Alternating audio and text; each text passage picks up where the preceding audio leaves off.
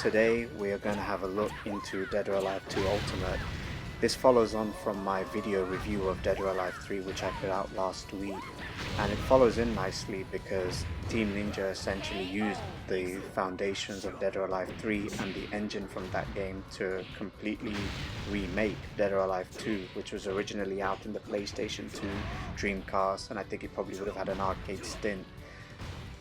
Dead or Alive 3 already, in my opinion, pushed the Xbox to the edge in terms of what it could do, and that was a launch title which impressed everybody. And this game just goes further to add to pushing the boundaries and limits of the Xbox. I still remember the first time when I played Dead or Alive 3 on the original Xbox, how next gen it felt, how powerful it felt, and it felt like the future of fighting games. It was loud and confident. But then I started to play this game, and I remember my first experience of it happened when I purchased the official Xbox magazine, and it had a 16 game demo disc, which this was included on Dead or Alive 2 Ultimate. And man, I was just blown away by the colors. I mean, the stages just absolutely popped. The character costumes looked so vibrant, and I was like, man, I need to get this thing ASAP as soon as it comes out. It didn't just feel like a spectacle or just, I think Dead or Alive 2 made me sort of understand the series a lot more. But ultimately today, this video will be looking at the game in terms of the story, the gameplay, the performance, the stages in particular. I think where this game shines in comparison to Dead or Alive 3 and some of the newer Dead or Alive games such as 5 and 6 is just the vibrant stages. I mean, if you're looking at the gameplay now, this is the Ray House. The lighting just absolutely shone through. They did a really good job of representing the power of the Xbox with this game. This game also added a few additional stages from the PlayStation 2 and Dreamcast version, which I do want to show some focus on later on. And I think we also have to appreciate that Dead or Alive 2 Ultimate was one of the first fighting games to adapt to Xbox Live. Unfortunately, the servers for Xbox Live has shut down, and so I'm not really able to show any footage of that, but it did quite a lot of things to revolutionize the fighting game field.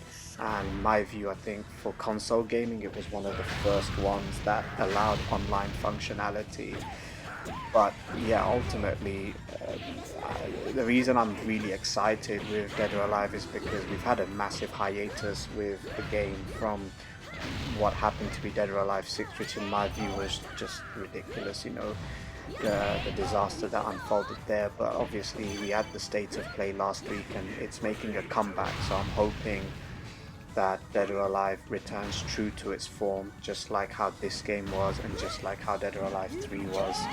I want to start off with just going through how much this game packed day one on the disc, and you've got to remember this was a time when there wasn't much in the way of day one DLCs and downloadable content.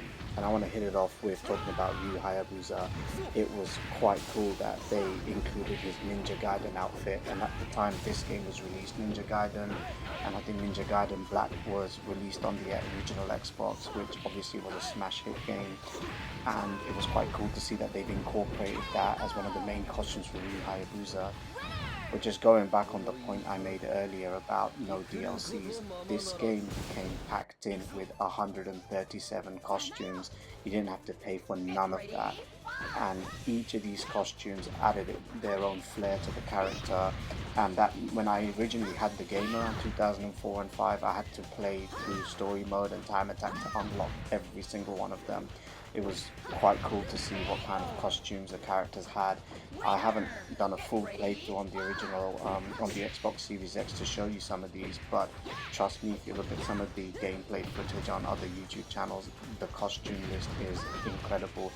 And once again, you didn't have to download none of these things because they were all available on the disc packaged in terms of game modes that Dead or Alive 2 Ultimate offers. It obviously has its standard story mode where you're fighting 7 characters in a ladder stage. In between each of the fights you may run into character-specific story modes and story cutscenes that progresses the greater picture of the Dead or Alive 2 storyline. You also had time attack mode where you try to finish 8 stages as quickly as possible. You also have tag battle features which are involved in the time attack mode, survival mode. They have their own dedicated tag battle mode and team battle mode, where you get to pick around 5 characters from either side and try to go through like an elimination style system. You also have training mode. I think that's a given in any fighting game. One of my favorite modes is survival mode, where you're just playing almost an infinite round of opponents, and the coolest thing about it is the scoring system, where if you punch somebody into the chambers that explode, you can double your points, I think. You also can pick up objects from the ground, which can allow you to recover your health or score more points. And one of the cool things in Dead or Alive 2 Ultimate was that it had a museum mode where you can check what items you've picked up, because each of the items were character specific. So for example, if you look at Genfu here, he's quite a big mahjong guy, so some of his items that you pick up are mahjong tiles, so that added some unique personality to the game. As usual with Dead or Alive 3 and 2, and I also think number 4 did this, they have combinations with characters which can produce different kinds of throws that are unique to the particular coupling of the characters, along with unique intro and ending fight scenes for certain pairings of the characters.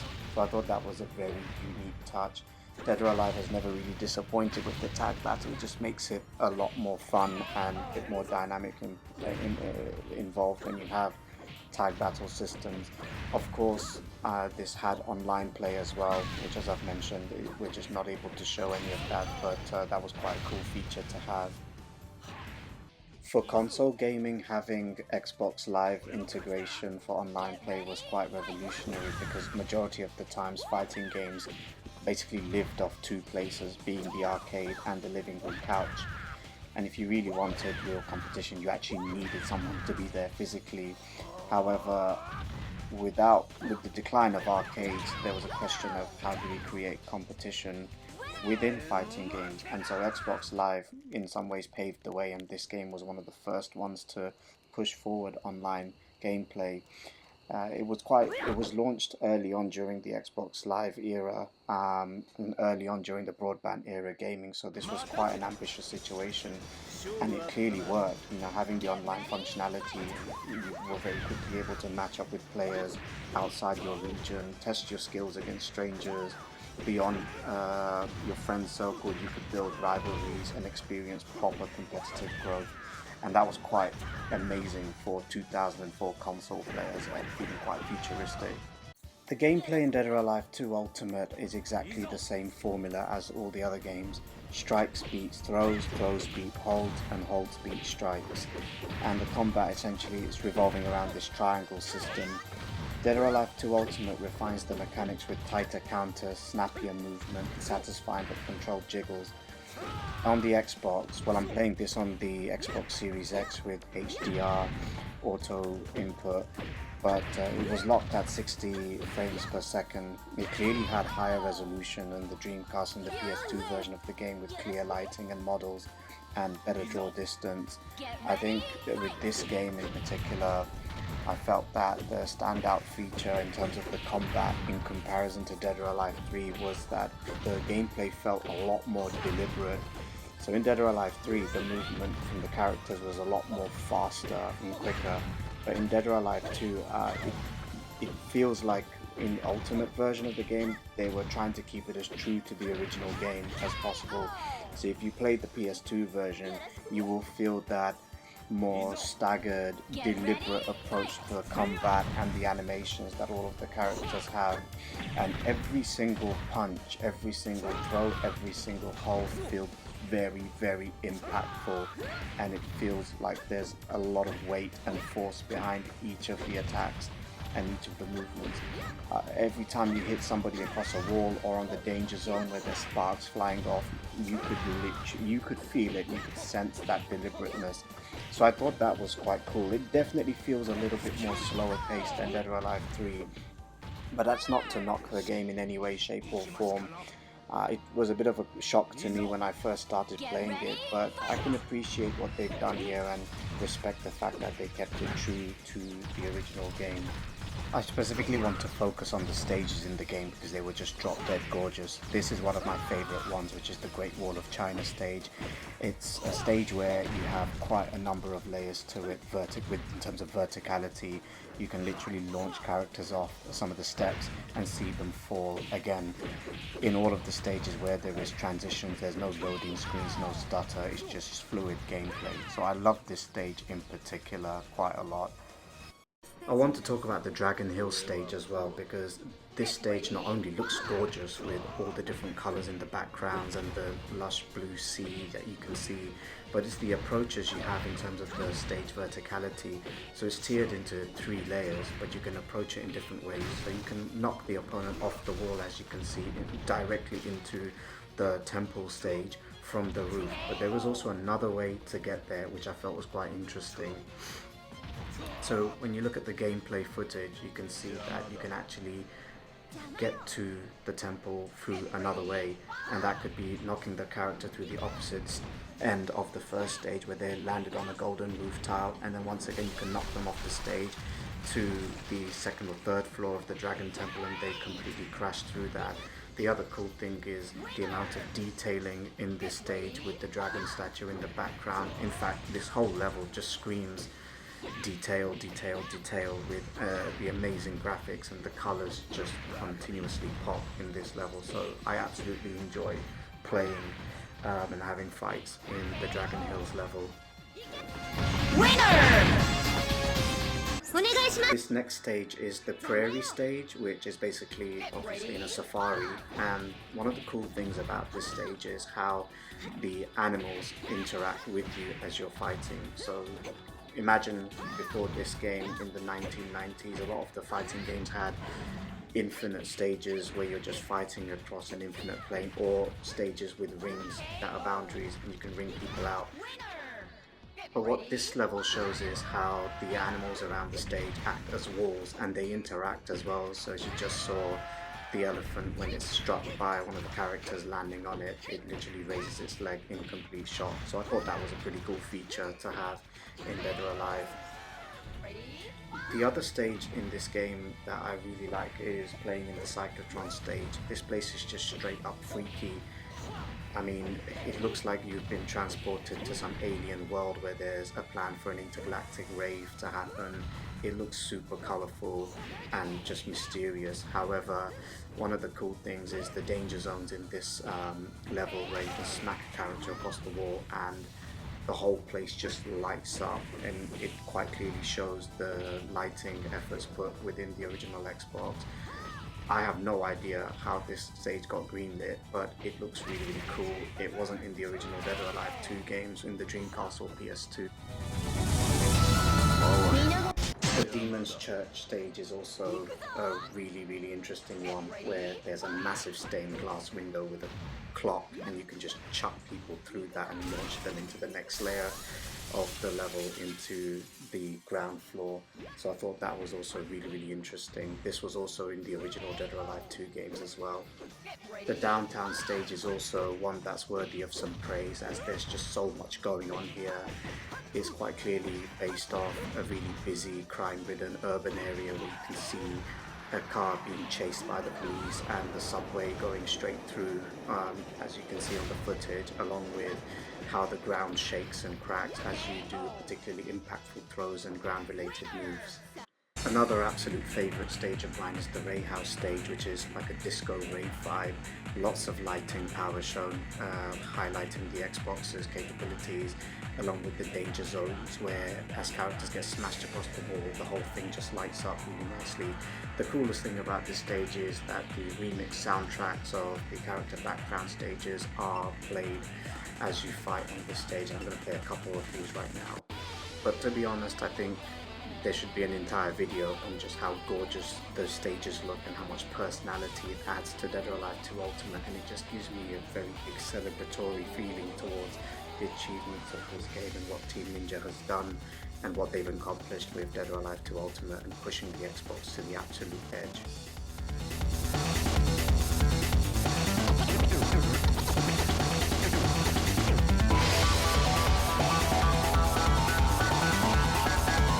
So we're going to look at the story here. Features quite prominently in the Dead or Alive 2 story mode, and in a nutshell, Kasumi is in a situation where she's been branded a traitor by her ninja clan because she tried to avenge her brother by tracking down Raidu in the first Dead or Alive tournament, which was in the previous game. Unfortunately, her brother Ayin has been captured by Doatek following his injury with Raidu, and he is now part of a cloning project. Interestingly enough, there's also really weird dynamics at play with a supernatural element to the game, Tengu. I have no idea how he has gotten involved in the tournament and what his purpose is, but that's where Ryu Hayabusa comes in, as he senses this threat and eventually ends up joining the tournament to try and track down Tengu and stop this threat to the world occurring. Story mode is a progression of 7 stages, with the last stage being the boss fight being Tengu, and in each of the character story modes you can see individual cutscenes playing out, providing further dynamics to the characters' purposes and motivations for joining the Dead or Alive tournament. So for some it's revenge, for some it's to seek strong opponents and test their sense of strength and worth. That we can see, for example, with the likes of John Lee, Lei Fang and Leon. Leon, who has newly been introduced to this game, along with Helena, along with Ayane, who actually did feature in the PlayStation 1 version of Dead or Alive 1. One of the newer characters is Ayin, who is Kasumi's older brother Hayate, who was gravely injured in the proceedings of the last game. However, he presents himself as a lost amnesiac, stumbling across familiar faces, family and characters throughout this game as he tries to understand what's happened to him in the cloning project of himself and what his purpose is. When you start off the game, you're introduced to a new cutscene never before presented in the original Dead or Alive 2 versions. It's a movie playing out which is explaining the dynamics between Kasumi, Hayate, Ayane and their families and how their politics are. Basically, Ayane is generally shunned because she was essentially born as a product of Raidu assaulting, having his way, unfortunately, with Kasumi and Hayate's mum. So she's a bit of an outcast, basically. And where they all got on together as children, you can see how the ninja village viewed Ayane as an outcast as a result, and always prioritized Kasumi. So you can see how that has impacted Ayane's viewpoint and relationship with Kasumi, and she's always trying to get a one-up on her. She's ultimately sent on a quest by Genra, who is the master ninja of the secretive Hajinmon sect, which are a bit more involved in ninja sorcery and stuff like that, the more mystical side of the ninja village. That kind of fuels her rage against Kasumi and gives it purpose. You also see how Hayate has tried to take down Raidu, but unfortunately he gets his back absolutely smashed to bits following the fight with Raidu, and that left him in a bit of a comatose state. And Kasumi ends up making her decision to take revenge on Raidu. So this cutscene essentially shows how the story behind the first Dead or Alive game and the lead up to it, and the motivations of essentially the main players in the game in terms of the characters. I had to mute the video and put something else on top because it was Aerosmith. We know Tomonobu Takaki had a massive fascination with Aerosmith, but I didn't include that music for copyright reasons. But yeah, it's a really nice introduction to the game. It adds more lore and storytelling elements, which I think was done fantastically. Again, further highlighting Xbox's graphical prowess and power in terms of how well put together this video was made, and I can always appreciate them for adding this kind of information for us to enjoy within the game. You also end up with that boss Tengu, the last encounter in the game. I have no idea how he got involved in the tournament. If anyone can please put down in the comments below how he even got involved in this tournament. The gameplay against Tengu is quite interesting. I mean, he can do a lot of damage. He can chip away at your health with some of the throws that he has. It's quite ridiculous and silly at some times. But some of the things that he's famous for doing is changing the background entirely, where he stomps his feet on the ground, generates some sort of a mini hurricane or something, and then out of nowhere you're in the same stage played out in a different setting, either in this dark twisted reality, in a sort of spring setting with lots of flowers around, or in a snowy background. It doesn't take too much time to get to. However, Tengu does actually become a playable character in the game, which is quite interesting and it's quite cool to have. We didn't have that in Dead or Alive 3 with Genra, unfortunately, so that was quite a nice feature for him to have. Uh, to build on the story, however, you also get some individualistic character story cutscenes playing out. So, for example, Leon, we can see his motivations behind entering the Dead or Alive tournament, which is to prove a point that he is the strongest warrior in the world. And he made a promise to his partner, girlfriend, who happens to be Lauren, who died in a war-torn environment.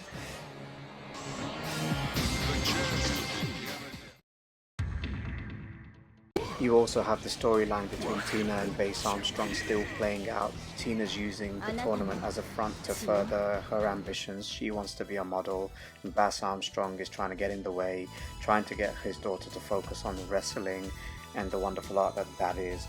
I love the ending cutscene for Tina because the dad is just watching her modeling show, pissed off, in a rage. The guy ends up just smashing the TV to bits. So I thought that was quite cool. Also, during the fights, when you're playing through the story mode, you'll see some of the characters squaring up against one another, and they all have unique cutscenes playing out. This is one of my favorite ones, where you see John Lee and Hayabusa really questioning each other's motivations in the tournament, and they're just having at it in a rooftop scene.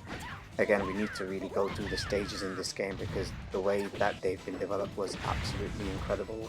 But much of the storyline unfolds in the game in terms of the ninja dynamics, where you have Ayin trying to battle with his amnesia. Can somebody please explain this plot thread loophole where I can't seem to understand how, whilst Ayin was resting and recovering from his brutal fight with Raidu in Japan, in some probably a hidden ninja village, how the hell did Doatek get access to his body in order to start him up on some cloning project? That we understand as Project Epsilon, which essentially was trying to clone Hayate and turn him into a super soldier.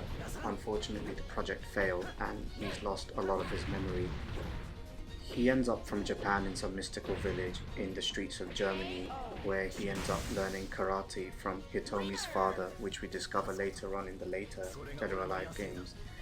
He does share some moves that are similar to Hayate in Dead or Alive 3, but his full-on karate moveset is quite unique to this game, which I'll show going on forward. But as he's stumbling across in the Dead or Alive tournament, he's running across characters, friends, and adversaries that slowly jogging his memory a little bit.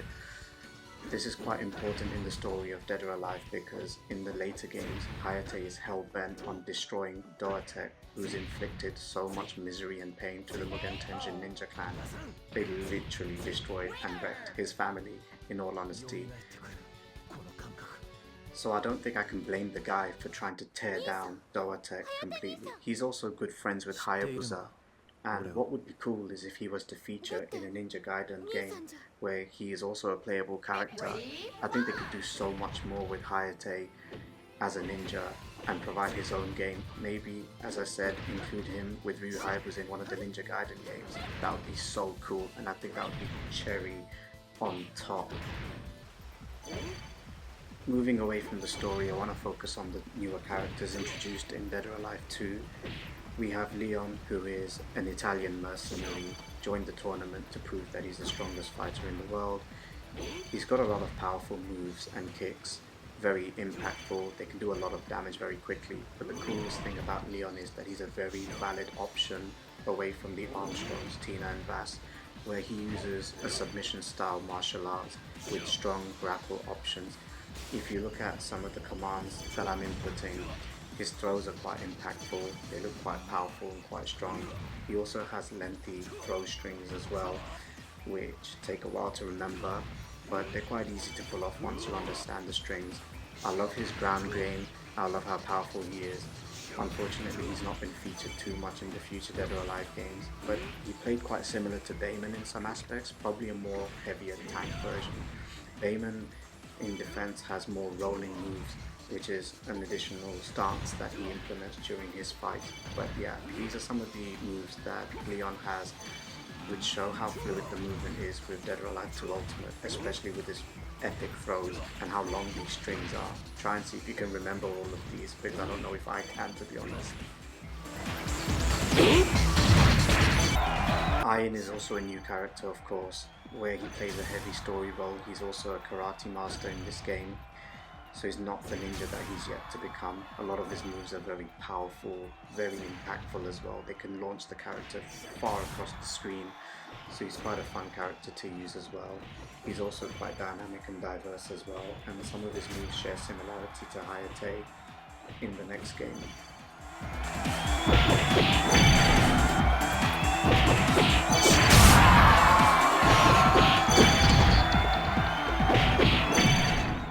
Of course, Helena is a new character in this game. She's the daughter of Fane Douglas, who created Doatech. She's wrapped around the mystery behind this whole organization which she's inherited. Her moves are always quite fluent and beautiful to look at. She practices Pie Kwa Kwan, and the best thing about her is her Bohuku stance, which opens up a new dynamic of gameplay which can cause confusion to the players with these unique ground-based stance fighting.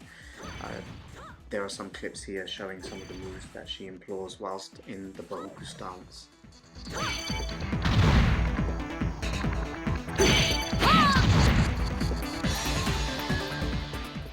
We then have Ayane, who technically was in the PlayStation 1 version of Dead or Alive 1, but the cool thing about her is how unique she is with her moveset, just spinning around like a Beyblade. She has some stance-based fighting as well, including fighting from stance where her back is showing the enemy. That can open up new options as well. Ayane is incredibly fast and fluid, and she can be a nightmare to play against online or even with the computer, because she has long, lengthy combo strings which sometimes can be quite hard to read. So to conclude this video, ultimately, Dead or Alive 2 Ultimate was a very disciplined, polished and precise game. It was quite different from Dead or Alive 3, which was loud and ambitious and flashy, but Dead or Alive 2 Ultimate builds on the very strong foundations of Dead or Alive 3. I have nothing more to add how much this game proved that the Xbox was the most powerful console of its generation, further adding amazing lighting to the stages and fluidity of the movements. In particular, I've given a whole segment just exploring some of the stages that this game had and how amazing they look and the kind of gameplay nuances that it had. The music was very personality driven, and the coolest thing about it was the remix soundtracks, which was played exclusively in the Ray House stage. I think the reason I find the music so important to talk about is because the later Dead or Alive games, in particular 5 and 6, didn't hit as hard, they weren't as impactful, and things only get better with Team Ninja's next release, Dead or Alive 4, which I'll come on to soon. The music in that game was just phenomenal, but in here, I enjoyed it very much, in particular with the remix soundtrack. The gameplay, of course, fluid as usual, but it was a lot more deliberate and truer to the original games on the PlayStation 2. Of course, this game was quite important in fighting games for consoles, where it was one of the first ones that pioneered the use of online gameplay. I wouldn't just say Dead or Alive 2 Ultimate is a remake of a beloved game anyways, but it's a masterclass in fighting game design. And I sincerely hope that with the next Dead or Alive game coming out that was announced recently, I think the bar is set really high with this one. And what I would like to see is for them to incorporate a more serious story, fantastic music, and flashy backgrounds that don't look bland and boring. One of the things that drives me to play this game is literally the music and the background. The graphics were just unreal as well, and just how vibrant the stages looked, and that always draws me to keep playing this game again and again, and it is something that I do miss in the newer Dead or Alive games. I can appreciate developers trying to strive for realism in their games, but video games are an escapement, and you can always do things to try and veer off reality a little bit, such as in this game. Like and subscribe the video, I have more coming up, more interesting videos on various different games, and I'm coming up with Dead or Alive 4 soon, so thank you very much for watching.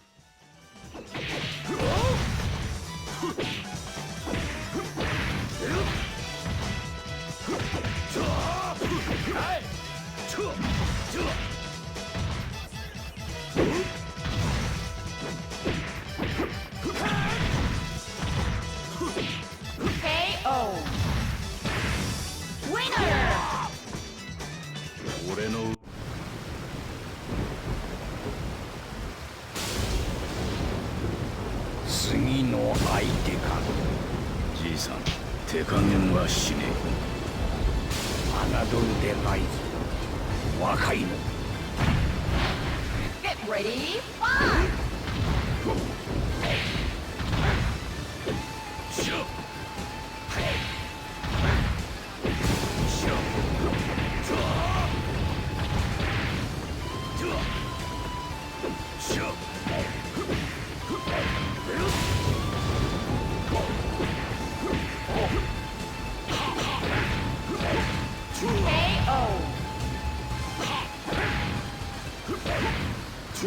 'Winner!